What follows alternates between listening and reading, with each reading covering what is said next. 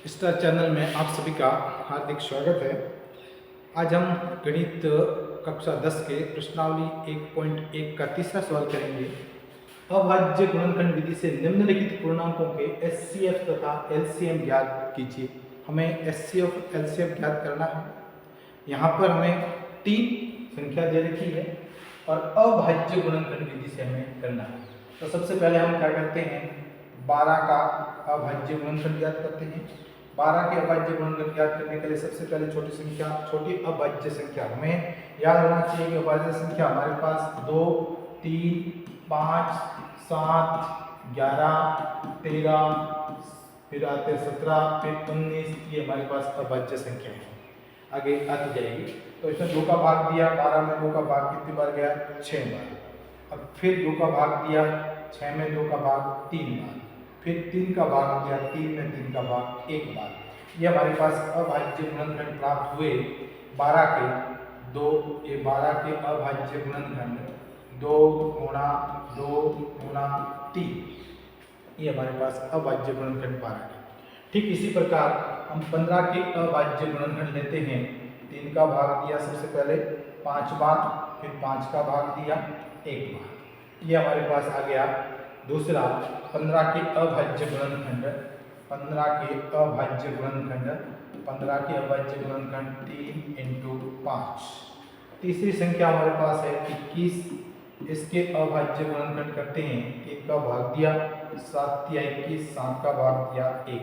ये हमारे पास 21 के अभाज्य गुणनखंड आ गए 3 गुणा 7। अब हमें सबसे पहले इन तीनों का एचसीएफ निकालना है। एचसीएफ निकालने के लिए ऐसी संख्या जो तीनों में कॉमन हो वही एचसीएफ होती है, और उसकी छोटी घात एचसीएफ यानी कि 3 यहाँ इसमें भी है, 3 इस संख्या में भी है और 3 इस संख्या में भी है। तीनों में कॉमन संख्या 3 है, तो हमारे पास एचसीएफ आ गया इसका 3। अब हमें निकालना है इसका एलसीएम। एलसीएम निकालने के लिए जो इसके अलावा कॉमन संख्या के अलावा जो संख्या शेष रह गई वो सारी की सारी हम इसमें लेंगे।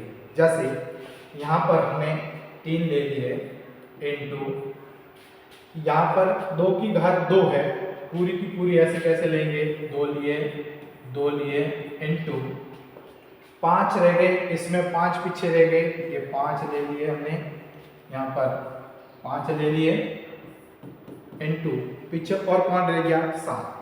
तो सारी संख्या जो शेष रही है उसको लेना है।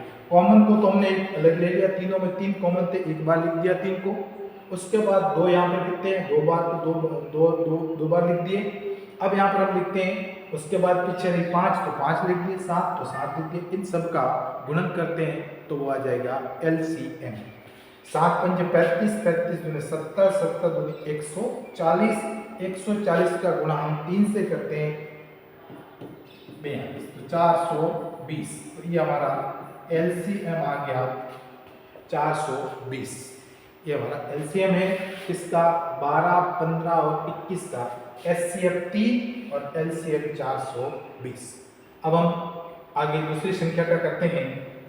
ये हमारे पास संख्या एलसीएम 1 का हो गया, एक ग्रुप का। दूसरा प्रश्न है, इस प्रश्न का दूसरा भाग हमारे को संख्या दे रखी है 3।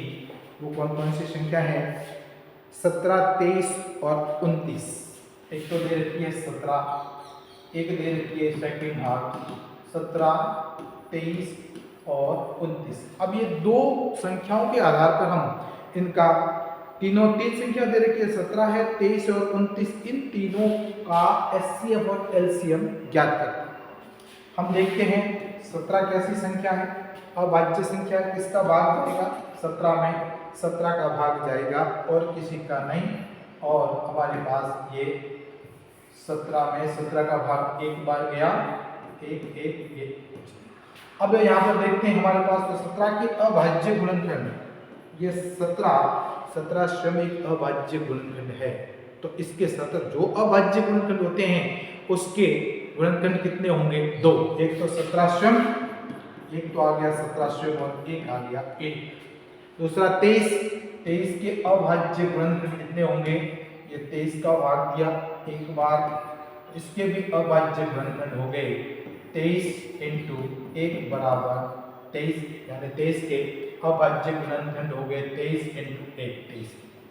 फिर आता है 29 29 के अभाज्य गुणनखंड, 29 के अभाज्य गुणनखंड, 29 में 29 का भाग जाएगा 1 भाग 1, तो इसके भी अभाज्य गुणनखंड हो गए 29 बराबर 29 इंटू 1, ये दो अभाज्य। अब हमें एचसीएफ निकालना है। एचसीएफ तीनों में कॉमन क्या है, 1 1 और 1, तो ये हमारा एचसीएफ बराबर 1। अब एलसीएम निकालना है। एलसीएम ने हमें कहा था कि जो संख्या शेष रही है उन सबको साथ में लेना है। यहाँ 17 भी है, 23 भी और 29 पे, तीनों का गुणा कर लेंगे, तो 17 का गुणा 23 से करेंगे, 7 या 21 का 1 हासिल 2 3 और 2 5 इंटू 17 दूनी 34, ये हो गया 193, 391 आ गया हमारे पास। अब हम इसका गुणा करेंगे किसका, पीछे संख्या जो रेडी है हमारे पास, एक 29, तो अब इसका 29 से मल्टीप्लाई करेंगे। 29 से जो मल्टीप्लाई करते हैं तो 9 नंबर 81 के 8 असल 9 या 27 और 8 कितने हो गए 35। मल्टीप्लाई अब इसका गुणा करेंगे 2, यहाँ आ गया 9 दूनी 18 के 8 असल 1 और 3 दूनी 6 और 1 7। अब यहाँ पर 9 के 9 3 8 5 13 के 3 असल 1 7 3 10 और 1 11, ये हमारे पास जो संख्या आई है वो हमारा LCM होगा 11 33 9, 11,339। ये तीनों संख्या, ऐसा LCM ऐसी संख्या होगी जिसमें तीनों का पूरा भाग जाता है। ये था हमारा दूसरा। तीसरा जो प्रश्न है वो है 8 9 और 25। तीन संख्या तीसरे में जो दे रखी है वो है 8 9 और 25। तीसरी संख्या तो देखते हैं 8 9 और 25 को, ये हमारी तीसरी संख्या, तीन दे रखी है 8 9 और 25, इन तीनों का एचसीएफ और एलसीएम ज्ञात करना है। तो सबसे पहले हम 8 का ज्ञात करेंगे। 8 का ज्ञात करने के लिए सबसे पहले अभाज्य संख्या है 2, उसको विभाजित करेंगे, 2 को 4, फिर 2 को विभाजित किया 2, फिर 2 को विभाजित किया 1। ये 8 के हमारे पास जो अविभाज्य संख्या प्राप्त होती है या गुणनखंड प्राप्त हो रहे हैं वो 8 बराबर 2 इंटू 2 इंटू 2। ये इसी प्रकार अभाज्य संख्या 9 की लेंगे, 9 इसकी भी अभाज्य गुणनखंड करेंगे, 3 का भाग दिया 3 दिया 9, फिर 3 का दिया 1, तो यहाँ पे जो अभाज्य संख्या प्राप्त हो रही है 9 बराबर 3 इंटू 3। तीसरी संख्या हमारी है 25 25, इसके भी गुणनखंड करेंगे, 5 का भाग देंगे 5 बार, फिर 5 का दिया 1 बार। अब यहाँ पर जो 25 के गुणनखंड प्राप्त हुए हैं हमें, वो 25 के 5 इंटू 5। अब यहाँ पर देखते हैं कि कोई संख्या एक इसमें कॉमन इसमें है तो इसमें नहीं है, तो हम यहाँ पर एक एक लिखेंगे जो कि हमारा एचसीएफ होगा, क्योंकि एक का भाग सभी संख्याओं में जाता है, इसीलिए यहाँ पर जो एचसीएफ संख्या प्राप्त होगी वो 1 1 और 1, एचसीएफ इन सब का आ गया 1। अब हम देखते हैं एलसीएम। एलसीएम देखें तो इसमें कोई कॉमन संख्या यहाँ पर 5 5 है, यहाँ पर भी नहीं है, यहाँ तो सबका गुणा कर लेंगे, 8 का गुणा पीछे 3 3 इंटू 3 9 और 25, तो हम गुणा करेंगे सबका। एचसीएफ तो हमारे पास प्राप्त हुआ 1। एलसीएम के लिए हम लिखेंगे 2 दूनी 4 4 दूनी 8 8 मल्टीप्लाई 3 तिया 9, फिर मल्टीप्लाई 25, तो इन सबका गुणा करेंगे तब हमारा एलसीएम आ जाएगा। तो 25 8 का गुणा 9 से कर लें, 25 का गुणा 9 से कर लें, तो 25 9 125 आ गया हमारे पास। 25 9 225 आ गए हमारे पास, 225, ये 25 9 225।